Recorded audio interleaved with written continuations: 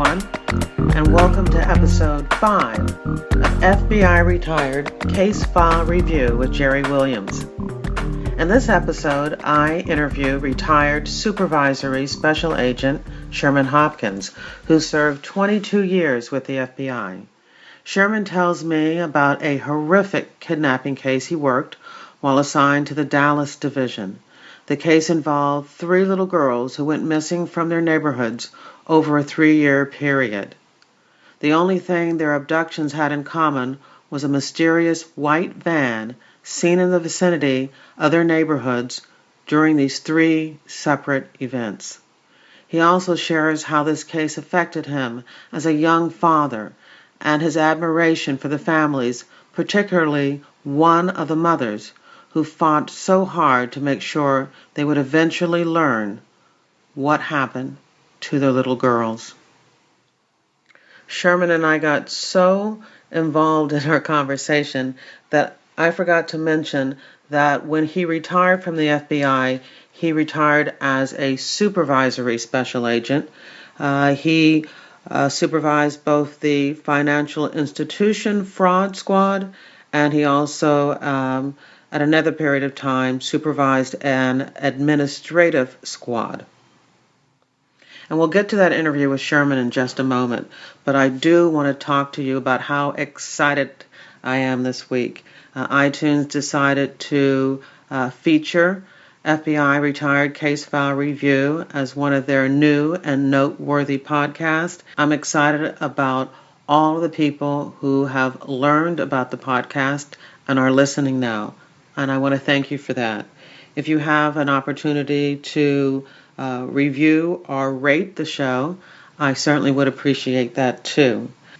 I want to remind you that photos and links to articles regarding the cases discussed are always available at jerrywilliams.com. I do want to mention just a few more things before we get on with the interview. This podcast was created to be both about true crime, which is the interviews with the different agents, and also crime fiction. And I've talked a lot about TV shows and movies, but I want you to know that I'm making a sincere pledge to get back on track and start reading and recommending good books for you to consider reading. Let's get on with the show. So I am very excited to introduce my guest today, Sherman Hopkins Sr., retired special agent. Welcome to the show, Sherman. Thank you. So, as you know, we've established a format here. What I like to do is talk first about what you did before you became an FBI agent, how you learned about the FBI, and then a little bit about, when you joined the FBI and some of the offices that you were assigned to. So why don't we start? What were you doing before you joined the FBI? I was a special agent with the North Carolina State Bureau of Investigation, actually in Raleigh, North Carolina. Yes. All right. And was that patrol? Were you out on the highway, or were you working cases and investigations? Well, actually, the Bureau of Investigation does not have any patrol officers. It was strictly an investigative agency that worked for the Attorney General, actually structured much like the FBI. And what kind of cases did you work? I did general criminal, which is arson, homicide. I had one of my first homicide cases while working with the state in Greensboro, North Carolina. So is this the type of situation where you work for the state, but you might be covering a local municipality that does not have law enforcement in that particular vicinity? Well, that's exactly what it was.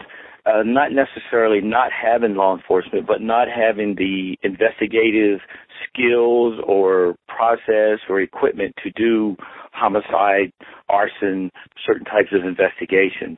In fact, for most of the investigations that we worked in the state, we had to be invited in by the police chief or the sheriff in that county. All right.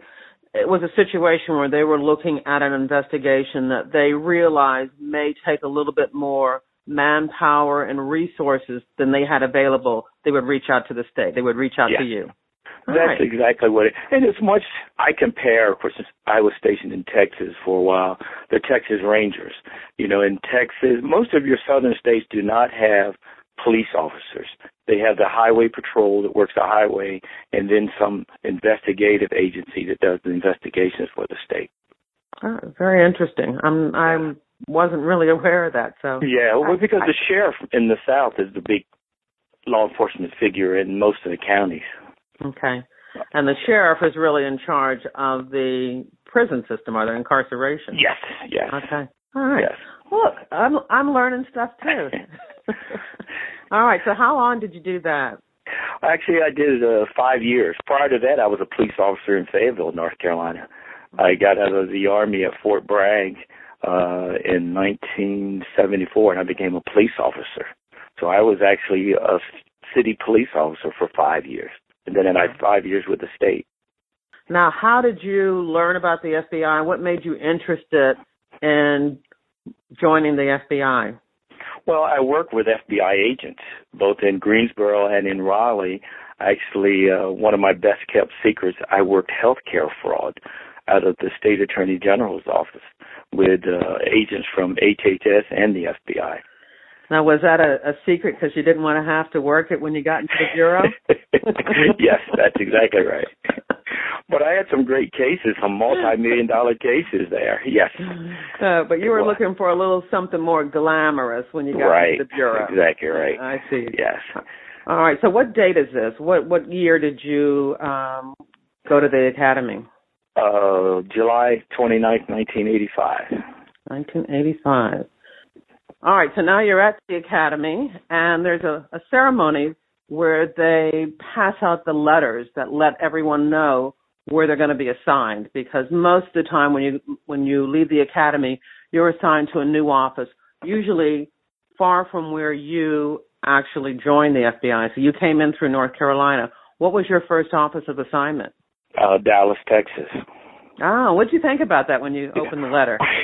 Not a whole lot. I was actually stationed in Texas when I was in the Army, and part of my motivation for joining the FBI at that time, I mean, I waited almost until I was going to be ineligible, was to get back up to the Northeast.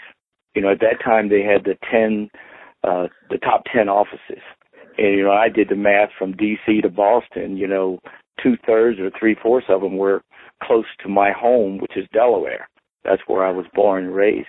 Oh, I see. So you were thinking, you know, maybe I'll get D.C. or Baltimore or Philadelphia or Newark, and I'd be closer to home than North Carolina. Yes. And instead you get Dallas. Texas. Yes. So you can imagine the expression on my face that I was less than happy. So how long were you in the Dallas office? For a little over 6 years, from 85 through 91. And did you learn to love it in the Dallas office? I did. I loved everything about it. The work was good. I worked a reactive violent crime squad because I was a former police officer. And my family, the cost of living was great. I mean, the only issue I had was that it was just too far from home. I wanted to come back closer to my family. Okay. So you're on a violent crime squad. Yes. Tell me a little bit more about the different types of violations that squad worked. Well, we did everything from all your personal crimes, your kidnappings, extortions, bank robberies, fugitives. We also, the applicant unit at that time was a part of that squad.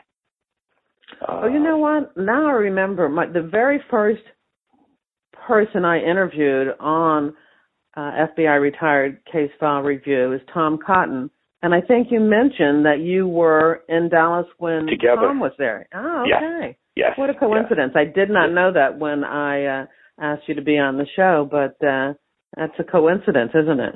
Yes, and I think Tom was the applicant coordinator during that time. Yes, he mentioned that, and then there was some type of hiring freeze, so he moved from, you know, recruiting people into the FBI and started working government fraud and corruption cases. Yes, that was after I had transferred out. Yeah. All right, so while you're in Dallas, those 6 years, and you're working violent crimes, Is there a particular case that you'd like to talk about? Yes, one of the more important, or the one probably of my whole career that touched me the most, was a kidnapping case.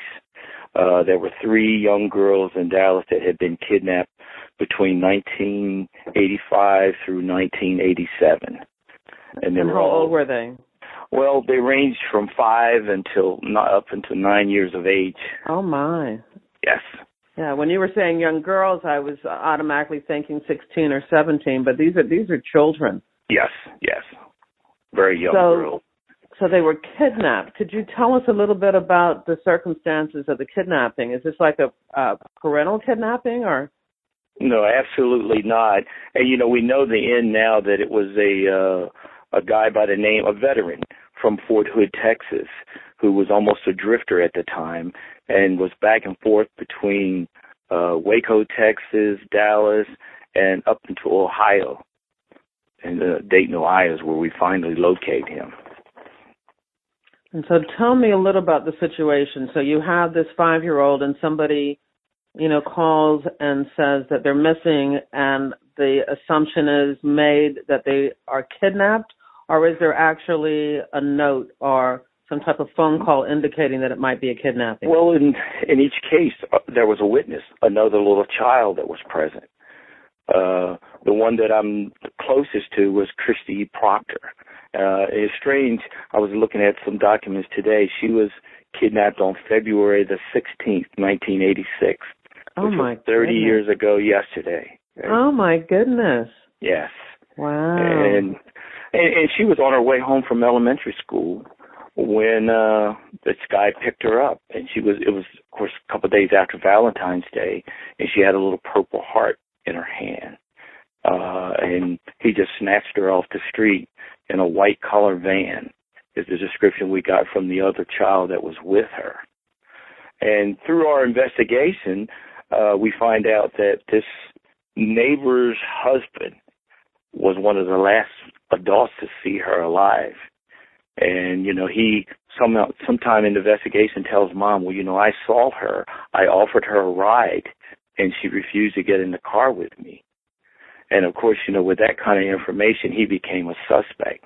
Oh, yeah, so that's kind of, why was he offering her a ride? This is a child that goes to school close to home and walks every day? Right, exactly right. And, we spent a lot of times, a lot of months working him as a suspect. He was a Jordanian citizen. It was one of those arranged marriages with his wife, and they were a strange relationship. So we spent a lot of time, and he left the country a couple of times. And, lots of surveillance, a lot of man hours working. Literally for a couple of years, we worked him as a suspect. Now, you said, I don't want to move to the end because I want to be surprised. Okay. I want to go to the other two girls. These were all connected? Eventually you connected them all? Well, yes, because, and I don't want to get to the end either, but he targeted them as from low-income, single-family homes, children whose parents, and in this case the mother, was not paying a lot of attention to them. They did not have a lot of parental supervision. Okay. So these were not situations where it was a stranger just roaming down the street and seeing a child and it's an opportunity just to snatch the child up. They were actually targeted by... Yes. This is... Yeah, and even in the case that I was just telling you about, this little girl that was abducted on the 16th of February, on the 12th of February, in her neighborhood, another little girl was approached, and she actually got into this white van. She's the one that gave us a real good description of this vehicle. And for whatever reason, he let her go. To this day, we don't understand why, but she became one of our key suspects. Witnesses in this case. We were able to come up with a composite drawing of him from her, which is very close to what he looked like when he was actually located. All right, so now the other two victims, how close to the one that we just talked about? You mean in location? Location and time. Well, the other one was January of 1985. That was the first one. All right, so they were a year apart, a little bit more than a year apart. Yes, and the other one was about 18 months afterwards, like in November of 87. Yes, or May of 87. At what point did you start connecting them? When the second one occurred, did you immediately connect it to the first one? Well, no, it was no immediate, and in fact, I think the powers above us tried not. We worked very closely with the Dallas police officer. I mean, day by day, initially we were working 24/7 on this case. And I know there was a conscious effort not to have the neighborhood and the city in a panic mode about some child kidnapper on the loose. So we really didn't make that connection probably until we found the second body. Is when because both of them were found in remote areas. One was found in a lake, and the other one was found in a wooded area about 6 miles from where she was abducted. And how long after these girls were abducted were their bodies located? Well, you say bodies. It was a couple years. Oh, my. Until where all you had, we found some of the Purple Heart and the clothing and just fragments of bone and skull. It took the medical examiner some time before he could make the positive identification on the remains. And how were these remains located? Did you have an idea where, was it a situation where at that point you had an idea where the bodies were located and you went there, or just somebody stumbled over the remains? Somebody. The one in the lake, 2 fishermen found some of the remains, and the others were just some guys out, scavengers, just walking through like the wooded area and walked up on the remains. So we had no idea. We did ground searches, we did apartment searches, air searches. We actually did 2 air searches, and we came up with nothing.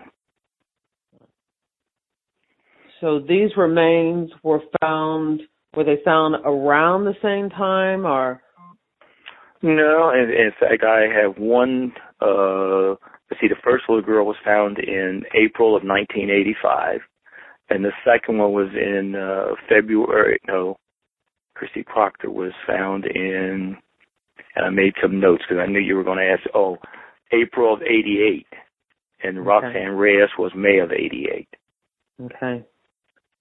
So at the point that you discover the remains,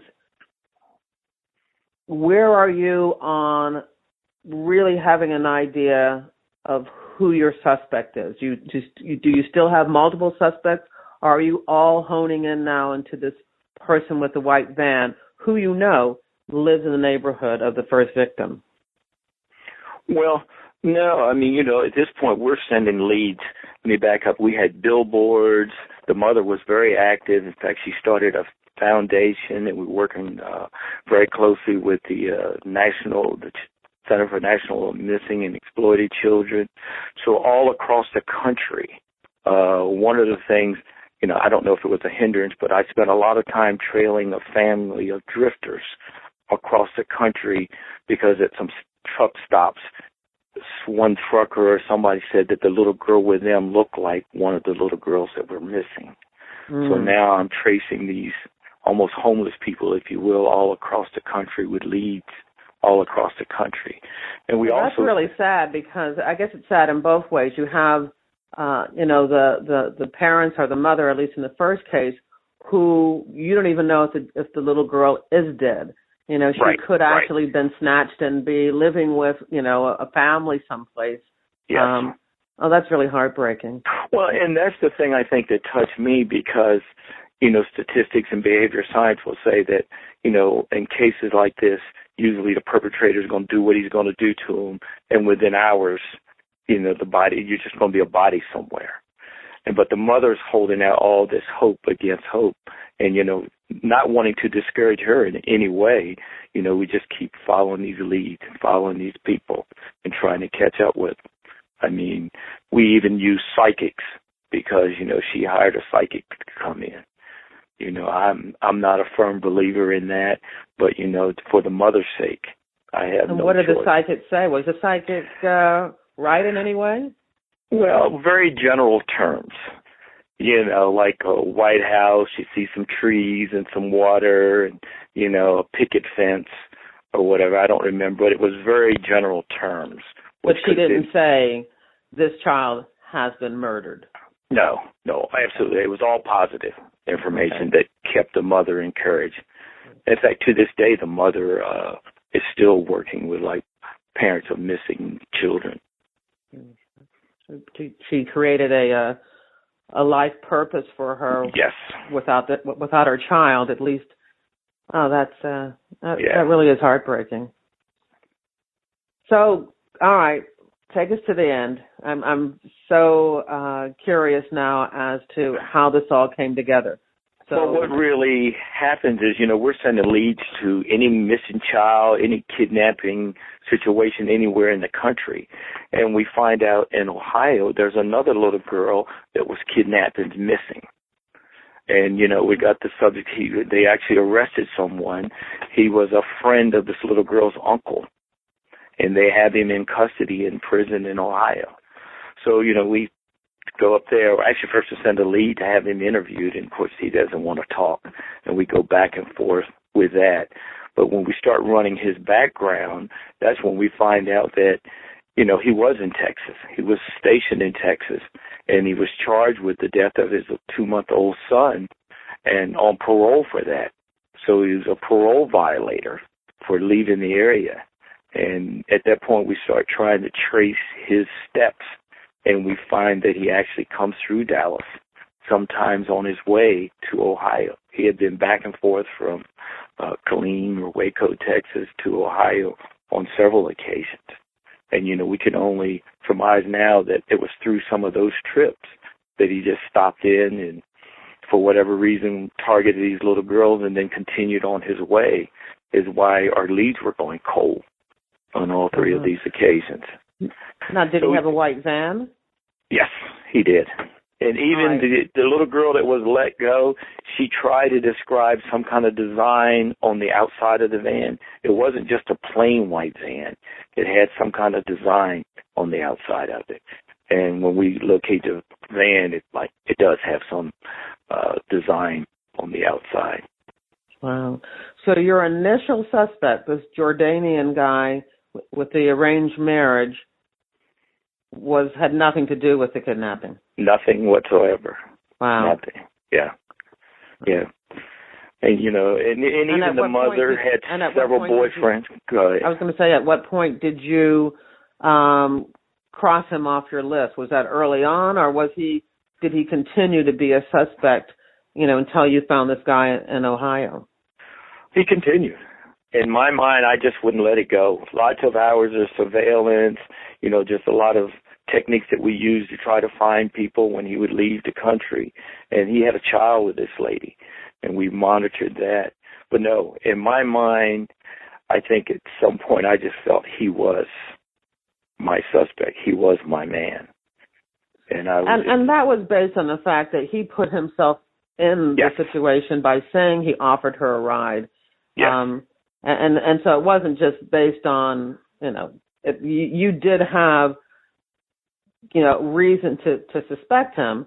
And it's good that, you know, you were able to rule him out and find somebody else, and that you kept looking for other people, even though you thought that he might be your suspect. You continued to look at other people and to, you know, widen your investigation. Oh, yes. I mean, just my thought, and you can, as being an investigator, you'll know, by him coming forth and volunteering that information was covering his tracks if anybody saw him at the scene. You know, he's going to say, okay, I told you I was at the scene. I told you I talked to her. I offered her a ride. You know, and he was very uncooperative. And part of that's a cultural thing. You know, no polygraph exam, very limited interview and conversation. And he was a professor at the university there. So he never really obtained a lawyer, but he was getting legal advice from some of the other professors. That is, that's really fascinating. And I think for our listeners, just to kind of hear, you know, all that you have to go through, that even sometimes on TV, on movies and in books, they have the investigator, the police officer targeting a particular person, and that's the climax of the book. It wasn't that guy after all; it was this guy. Yes. And this kind of shows, the reality of investigations is that even though you may have somebody that you're looking at, as a good, thorough investigator, you still continue to be open to the possibility that there are other people, that this particular guy you're targeting may not be that person, and you continue to be open. Yeah, and this became a squad event where we had a lot of bodies. There were a couple of other guys in the immediate area that people found strange, and at that point we talk to them and, we do searches and we find out they have, child pornography. For one guy was charged with possession of child pornography. Of course, he becomes a suspect, and you spend a lot of hours working him and trying to eliminate him or find him guilty. All right, so are we talking about 4 victims here? Were there 3 in Texas and 1 in Ohio, or were there 3? Yes. Or were there more? Well, we had at one point we put an inmate in with him, and at that point he confessed. He said to 30 or 40 different people across the country. Oh so my God. Yes, and so this is a serial killer. Yes, clearly, absolutely, and and those are by his own admission. However, he never got to the point where he would lead us to any more graves or would cooperate any more than just make those statements. And did you he believe was only them? with. Well, do I think it was more? He had 5 charges against him, but do I think it was more than those 5? Yes. And do I think it's possible that he really doesn't know where those other people are or bodies? Because again, I told you he was traveling from Texas to Ohio, we know. But where else he may have stopped or have gone, we have no idea. And there are some other departments that are still holding him as like a suspect. And they're unsolved cases like this. And we had a couple of other ones in Dallas that did not fit his MO, if you will, but they were still unsolved little girl kidnapping cases. Yeah, that's really hard to wrap your mind around, that, there are more than one person out there, targeting little girls. And I think that's why it affected me the way it did. At that time I had an 18-month-old son. And, you spend days and nights and long hours out, and then you come home and you look at your child. And, it's probably, like I said, one of the toughest. And I've dealt with a lot of bodies and a lot of death in my career, but this is one that probably touches me more than anything I've ever worked. Yeah. Yeah, it's got to be tough. It's got to be tough. Yeah. So I guess ultimately, they convicted him in Ohio and charged and sentenced him to life. So with that, we're now going to bring him back to Texas and charge him with the 3 murders there. And the prosecutors in Texas are looking at the death sentence. So, he's because it's Texas. It's Texas, yeah. That's not a big deal in Texas. And he realized that, I think. So after several months of going back and forth, he pled to life for the 3 murders of the little girls in Texas. So instead of, coming down and having a trial and risking being convicted and getting the death penalty, there was some type of a plea agreement, and he... which disappointed me and, of course, the parents and several people in Texas, but, you understand how that works. And at least he'll never be on the street again. Did you ever have an opportunity to speak with him, to interview him? No, I did not. Okay. Because when this was all happening, we were sending leads when I was in Texas, and when it came down for the trial, I was going to be there for the trial, but by him pleading, there was no trial, and so I never got to talk to him. Okay. Wow.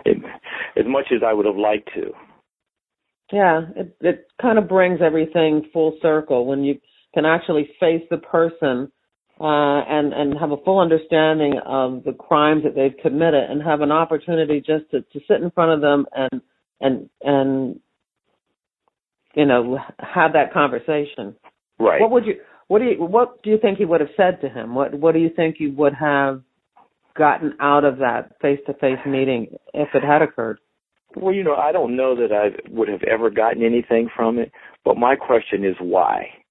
I just can't understand why a grown man would do that to a little girl, and what possible enjoyment, where's the disconnect that would make him think that was something he should do? And we won't even go that it was the right thing to do, because it wasn't right. But, just why? Yeah, why? What was he saying to himself that made that okay to him? Yes. Wow. And I still grasp at that. That's, when I talk to some of the prosecutors and homicide investigators, and they feel like I do, and you know that he has some disconnect or mental condition, but we really don't know why. The behavioral science people, I did some work with them, and, just trying to, I guess, profile, for the lack of a better word, what would make a man do that, and multiple times. It's almost habitual, addictive thing for him to do, especially if he actually did do, 30 or 40. 40, yeah. What's that driving force that has him do this? And I would have to also ask that question, are there other ones? Just bring some closure to the parents. I said the parents weren't happy, but at least at that point they had some closure to the situation. They knew that their little girls weren't married off to somebody, in the woods. Right. Living a horrible life every day. Mm-hmm. They knew that it was over, that they, And he would not be able to harm any other little girls. Right. Yeah. Wow. That's that's all I could say is wow. Okay, so we're in Dallas, and we're going to move on.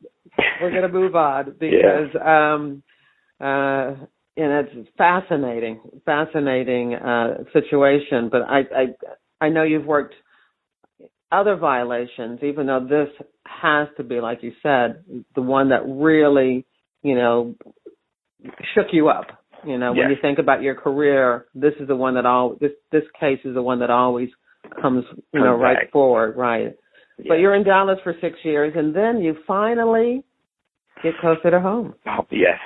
In that situation, well, what happened is, in Dallas, the reason that I ended up there is because this was right after the savings and loan crisis happened in the southwest part, the oil crisis. Yeah. Mm-hmm. And they were just building up all of those offices. So by 1991, Dallas became a top 12 office, I think, or 13. Dallas, Houston, and Atlanta became top offices. So at that point, they said, look, we have good news that all of you that, well, let me back up a little more and you understand this. I was initially ordered to go to Dallas for like 18 months to 2 years and then transferred to a big office, a top 10 office. Right, and that is the policy of the FBI. You usually go to a small or medium-sized office first, get your feet wet, get to know how to work a case the FBI way, and then you go to a top office. You stay there for a long time until you become senior on the list of the office that you want to end up at. Right. Yes, your office All right. of preference. So now you're in Dallas at the top office. And they said, we got good news. You can stay there forever. Yeah. Right? Or if you want, that was agents in Dallas, Houston, and Atlanta. Or if you want to, you can put your name on a list and go to another big office. So again, my initial goal was to get back closer to home. So at that point, I put down Baltimore, Philadelphia, and D.C. as my choices. And I end up in Philadelphia. So that's how I got there without using my office of preference. Yeah. That's excellent. That is excellent. Yeah. When you're from Delaware, all three of those offices are about equal distance from where I grew up. So you arrive in the Philadelphia division. What year is this now? 91, June of 91. Now, are you working on a violent crime squad when you get to Philadelphia? No, I tried to do that. In fact, I didn't tell you, I ultimately became the fugitive coordinator in Dallas, and I tried to work fugitives here. But when I got here, they sent me to the public corruption squad. And how'd you feel about that? Well, it was a new thing to me. I really never worked public corruption, but it was a good group of guys, a good supervisor, so I fit in very well over there. I mean, it turned out to be a great thing for me. And I have to say this, of course I'm extremely jealous because, and the listeners may not know, but public corruption is the number one criminal violation of the FBI. When you're talking about your elected officials and right. making sure that our way of doing business in government is kept fair, that's public corruption, and that's really what I wanted to work. Oh, really? I ended up working fraud and corruption on the corporate side. I did all white collar, and so I got to do corruption and fraud and all of that, but it was more on the corporate side, advanced fee schemes and Ponzi schemes and bank embezzlement is what I did. But I really, really wanted to go after elected officials and municipality, council people. So I'm jealous. It was a lot of fun. Now, what I have to say, up until this point, I spent most of my career in the South, and corruption was such a way of life here that even I was taken back by how... You mean in the Northeast? Yes, in the Northeast. Well, I guess most of your major cities in the Northeast. Well, you know what? I got to stop you there because there's a lot of really good corruption cases you hear about all the time in Alabama and Louisiana, and the good old boy system is live and strong as far as the type of cases the FBI has worked in those southern states too. Well, it is, but I still think that the people don't accept it. And when I say here, I see what you're saying. There it's wrong and the politicians are doing it, but the people really have no choice. They're not involved in it. Here, I worked corruption cases from the decals, on the taxi cabs, from L&I to the little stands on the street, to police corruption, to the public officials and the citizens. Well, if you talk to them one-on-one, sure, I know I have to slip them a few bucks when I do this or that, but that's just the way we do business. See, okay. I don't think the average citizen in Texas or North Carolina would accept that. Okay, I see what you're saying. Right. So the elected officials in all of these states that we're talking about may be involved in, getting something for themselves. Right.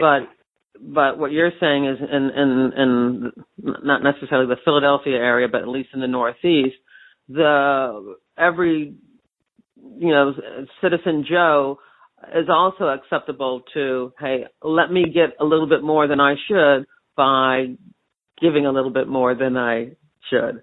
Right. So I slip this guy a little something that gets me to the head of the line. Or yes, that's exactly right. That's I think what surprised me.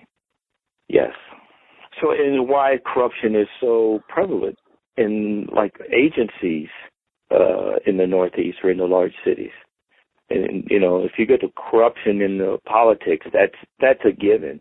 But I'm talking about the licensing inspection people, the medallions for the cabs, that everybody just pays and nobody wants their vehicles inspected, and everybody feels like they want plumbing inspectors. And that we've had several of those types of cases. Oh, absolutely. I mean, as you know, I wrote a book, and it's going to be published at the later this year, and that's what it's about. It's about an L&I official, a corrupt L&I official, and it's based on a true case that was worked out of Philadelphia. So, you're right. It's the way of doing business.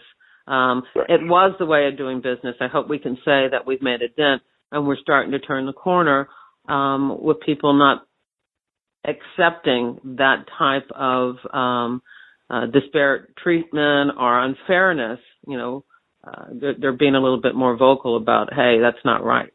Would you agree? I absolutely agree. I absolutely do. Well, we have been talking for a while, so Yeah. do you want to touch on another case real quick?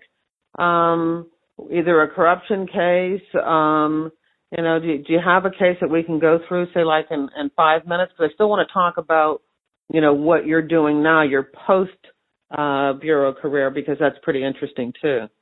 Okay. Well, I just think, one of the cases that was actually assigned to me was a police officer that was on the DEA task force.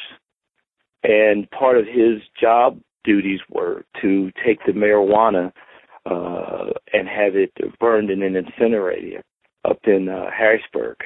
And he and another police officer would routinely just drive it up, and, it could be several hundred pounds that they would just drop. And I think at some point they figured out that the people running the incinerator had no idea how much weight they had or what to expect. So they were hiding away or not burning all of it. They were literally saving suitcases full of it. They would drop off before they would get to Harrisburg.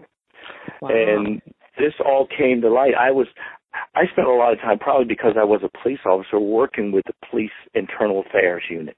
They actually had a unit called Ethics Accountability, and I worked day by day with those guys for a couple of years.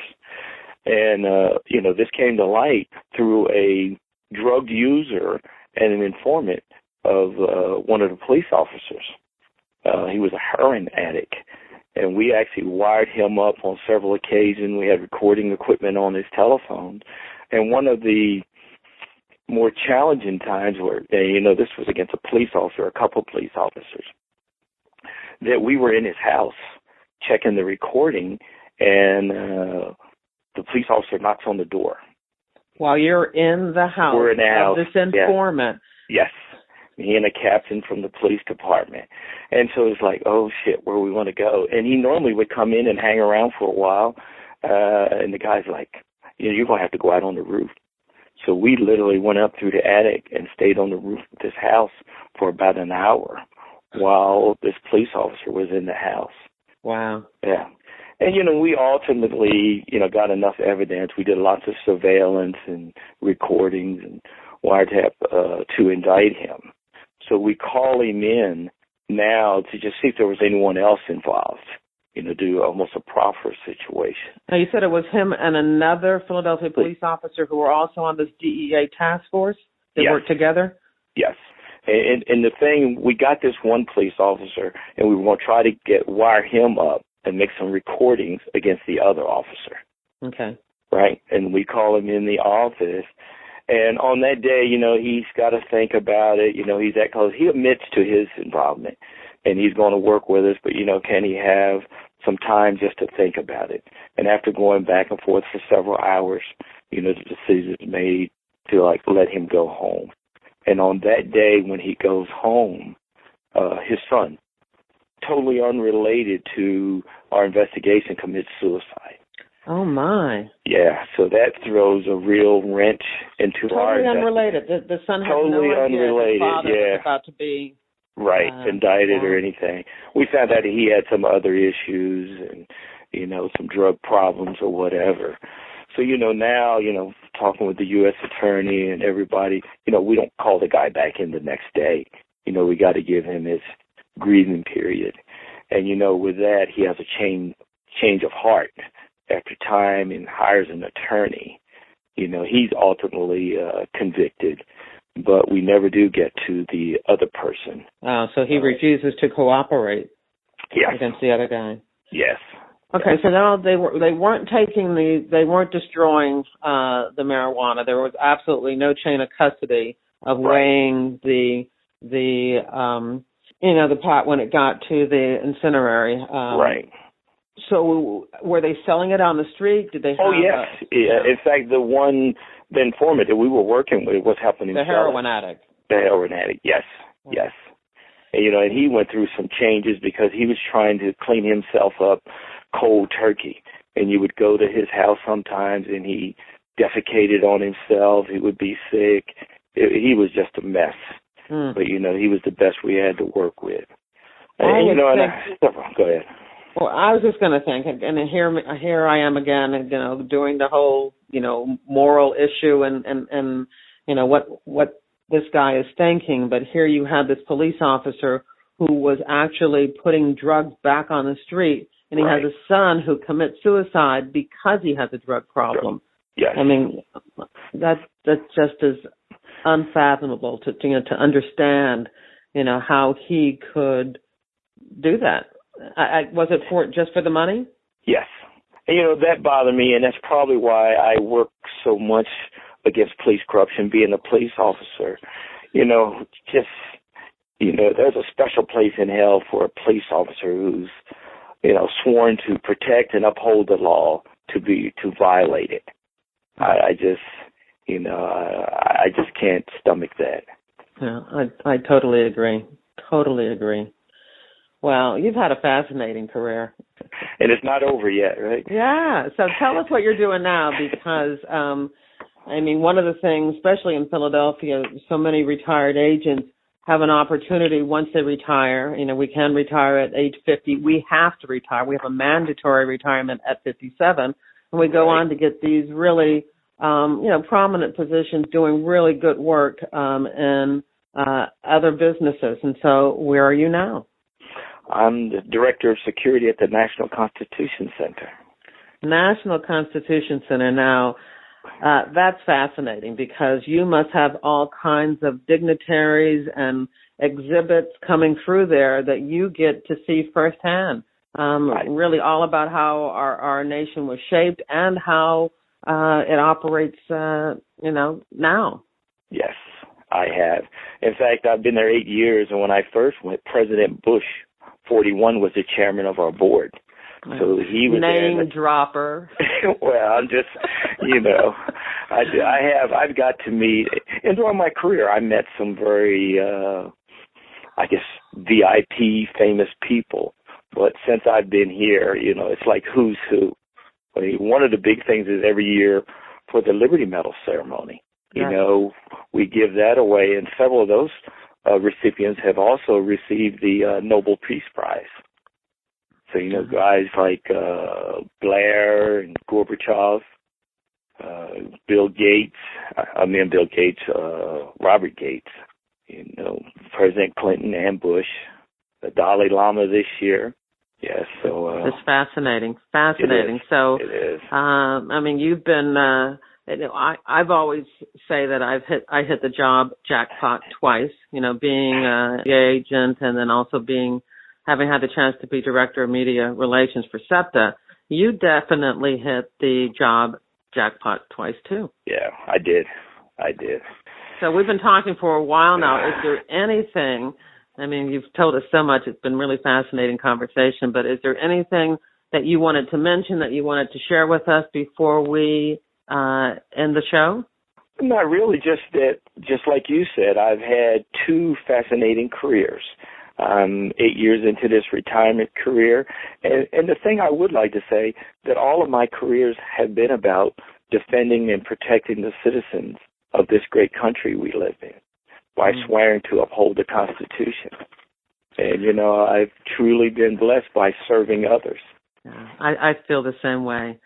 And I guess we can end by saying that this is a great year for anybody interested in joining the FBI, because they are going to be hiring anywhere between 700 to 750 agents.